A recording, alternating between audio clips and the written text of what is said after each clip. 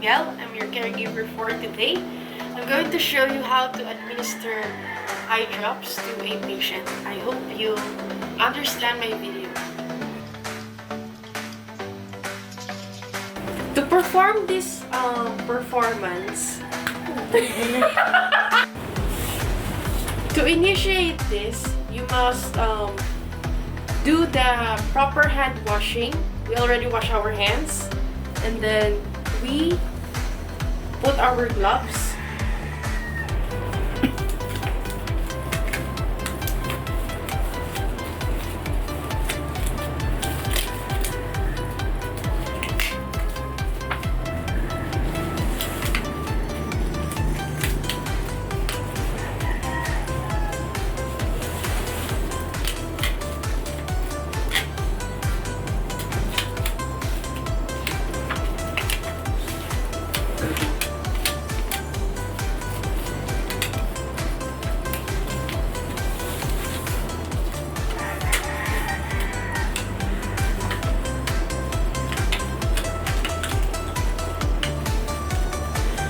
Sorry if it's taking so long.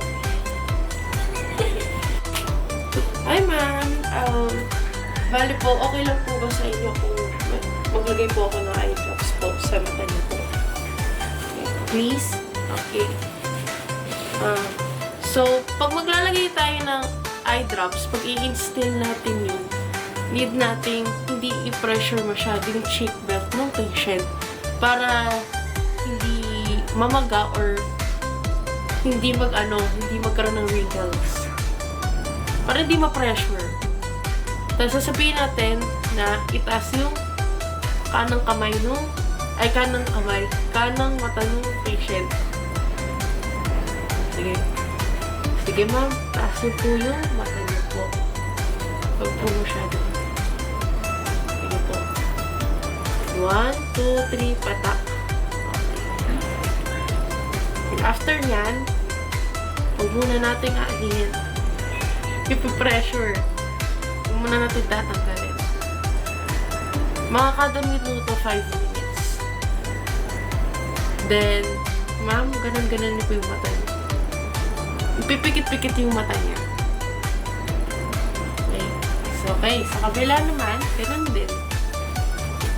So, pag may luha, aanin natin syempre. Pupunasan natin. Then, after nun, sa kabila naman. Ma'am, ano ko lang po yung kabila niyo pong mata. Okay po. Mataas lang po. 1, 2, 3, patak.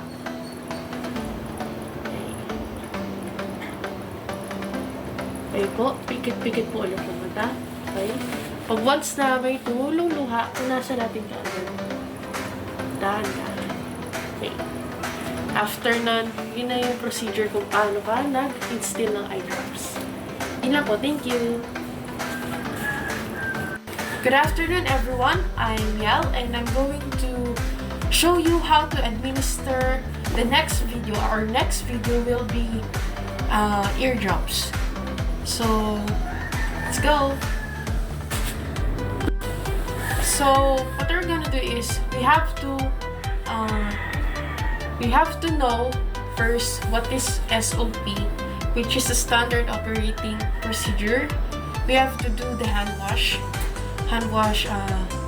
cleaning, and then the SOP, the SP, which is a safety procedure, and the GIIE, which means greet the patient, introduce the patient, and explain what is your procedure. So, we're going to ask the patient what was the problem of his or her ears. So, let's go. Let's ask the patient. So, this is the next procedure about ear drops. So what we're gonna do is we're going to check the patient's wristband. So we're gonna look at the wristband if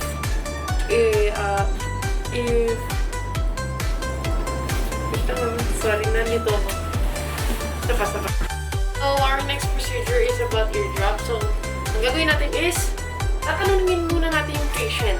Okay? I-greet muna natin yung patient. So, dito tayo sa harapan.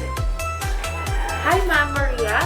I'm Yel. I'm your caregiver for today. I'm going to assist you kung okay lang po ba sa inyo.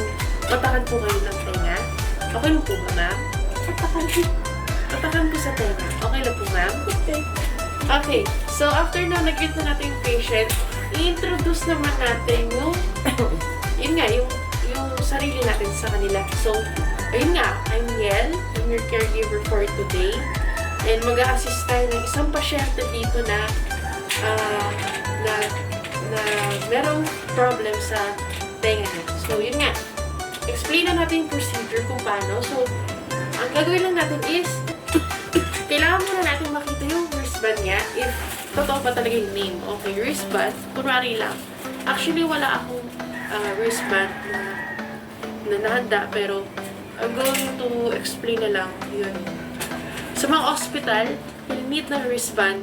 Need malaman yun if totoo ba yung patient, totoo ba na si Maria to, kung ano yung totoong name nila. So, si Maria, Ma'am Maria, ang name ng patient.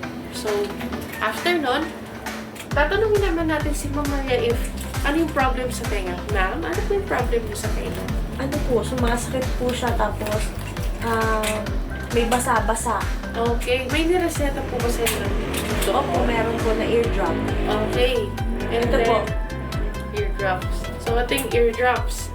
Pero bago natin patakan si ma'am ng eardrops, okay, nalinis na natin yung nakaligo na siya, okay? And then, titignan natin yung pinaka-part nung saan siya nasasakitan sa labas ba ng tenga o sa loob. Titignan muna natin yung bago natin patakan. And then, nilinisan muna natin bago natin gawin itong eardrops na to. And after nyan, bago yan, titignan din natin sa pinaka-record natin if totoo ba talaga itong pasyente na aasikasuhin natin. So, nakasulat na dito. Okay. Sige, ano yun na natin? Gawin na natin. Ma'am Maria, okay lang po ba if makikicheck lang po ng tenga niya? Okay. Dito sa part ng tenga niya, kailangan makita muna natin, tignan muna natin kung saan yung pinaka-maduming part. Sa pinaka-loob ba o sa labas? Okay. Huwag tayo mag-proceed sa pagpapatak ng gamot sa tenga. Linisan muna natin with oil. Upo kayo ng gulo. Okay. Medyo anayin natin si patient. Tanungin natin kung okay lang pa siya. Ma'am, okay lang po ba kayo? After yan, huwag muna natin anayin ng cotton buds. Kumbaga, mga yan dyan is i-massage lang muna natin sa gilid. After yan, lilinisan na natin siya ng cotton buds sa labas. Ang pinaka-importante is sa labas muna. After niya, sa ano.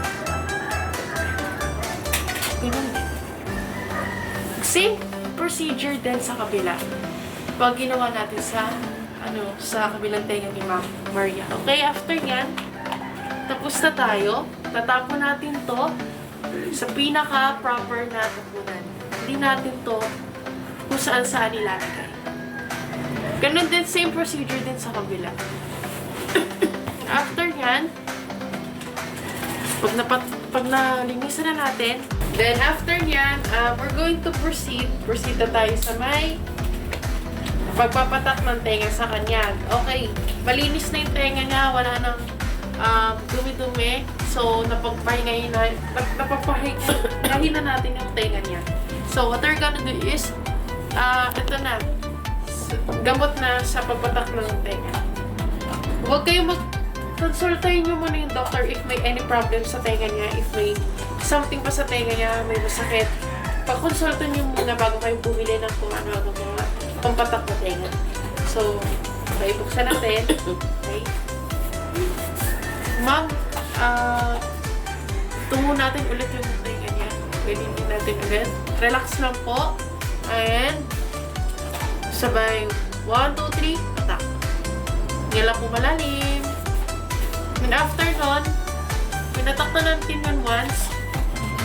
Pagpahinga na natin si patient. Ilayo yung mga kamay niya if ever na susungkatin niya. Wag nating hayaan yung patient na galawin ng tenga niya.